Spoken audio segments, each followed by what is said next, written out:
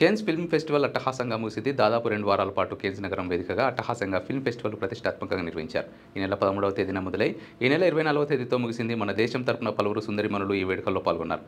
ఖరీదైన దుస్తులు ధరించి తమ స్టైల్లో రెడ్ కార్పెట్పై హోయలుకించారు. ముగింపు రోజు ఆలియా భట్ సూపర్ లుక్లో అదరగొట్టారు. ప్రముఖ ఫ్యాషన్ బ్రాండ్ గూచీ సిద్ధం చేసిన చీర ధరించి ఆమె రెడ్ కార్పెట్పై ఫోటోలకు పోజులు ఇచ్చారు.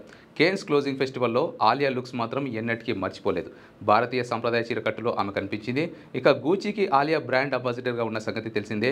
ఇదిలా ఉంటే ఈసారి వేడుకలకు భారత్ నుంచి చాలామంది సెలబ్రిటీలు హాజరయ్యారు. మనీష్ మల్హోత్రా డిజైన్ చేసిన చీర కట్టుకుని సింధూరం ధరించి ఐశ్వర్యరాయ్ ఈ ఏడాది ప్రత్యేక ఆకర్షణగా నిలిచారు. రెండో రోజు ఆమె ధరించిన కేప్పై భగవద్గీత శ్లోకం ముద్రించి ఉండడం భారతీయుల మది గెలిచింది. హోమ్ బ్రాండ్ ప్రీమియర్ కోసం మహారాణి లుక్లో జాన్వీ కపూర్ పాల్గొన్నారు.